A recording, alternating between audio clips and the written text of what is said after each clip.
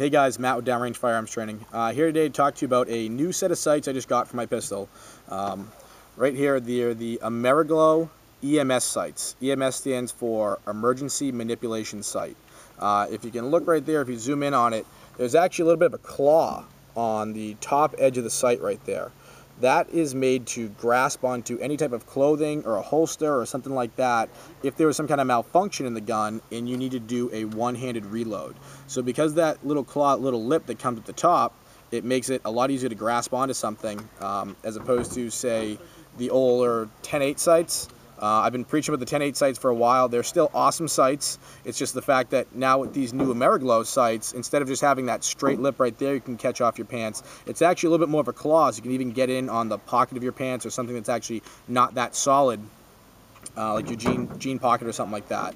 And, you know, taking a step back, looking at these are, even though this is a new gun, the M&P Shield, it has these weird ramped, angled sights. Those are horrible.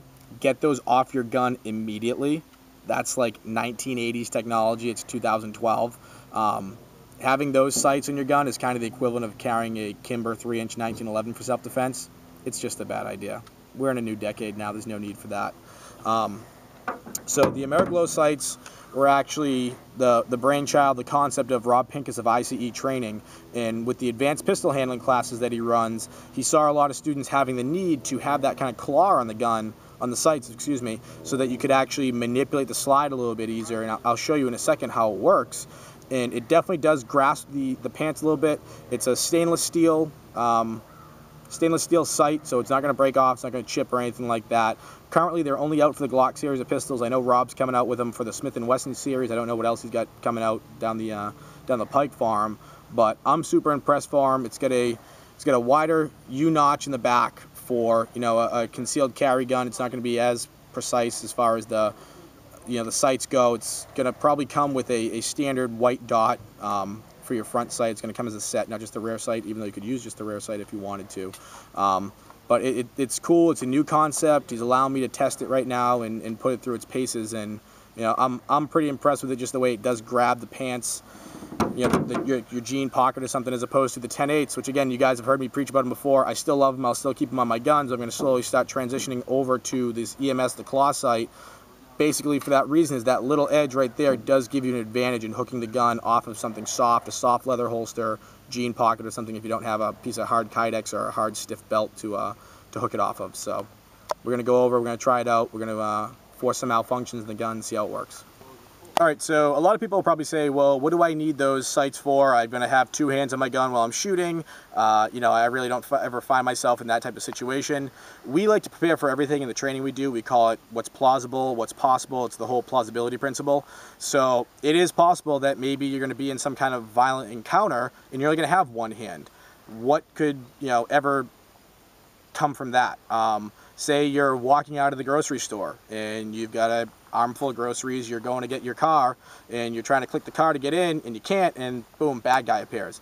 You've only got one hand. You're fending that bad guy off. You may be holding a small child or a puppy or an ice cream in your other hand, or maybe potentially pushing a family member out of harm's way. It's kind of like an instinctive thing that we do. If we're with small children, whatever, and there's something that's going to happen, we try to put ourselves in between them. So you're using your weak hand to push them out of the way, and now you've only got one hand to manipulate this gun, and there's some kind of malfunction in the gun.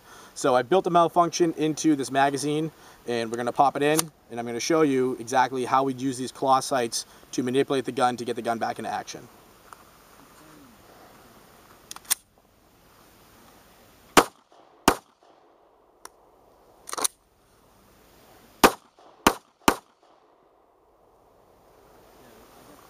So right there, you see a simple tap rack, tap the gun off my hips. That's what I'd do if I only had one hand with the gun, and then use the claw sights to rack the gun. It actually missed my pocket and was able to just catch it on my jeans and rack the gun, get it back in the fight. I think these claw sights they're gonna take off. They're probably gonna be the next big thing in the defensive world as far as defensive shooting goes and defensive handguns goes. So you guys should check them out. The Ameriglo EMS claw sights by Pincus of I.C.E. training. All right, guys, again, check out the Ameriglo sites. They're called the Ameriglo EMS claw sight. It's a product of Rob Pincus of I.C.E. Training. Check out the I.C.E. Training page at icetraining.us. Check out our website, downrangefirearmstraining.com. Go find us and Rob or the Combat Focus Shooting website on Facebook. Hope you enjoyed the video. Subscribe to our channel. As always, go check out Rob's videos. I'm sure he's probably going to have a few more extensive videos about these claw sights on there. This is just kind of like the first generation of them. So go check that out. And remember, guys, only hits count.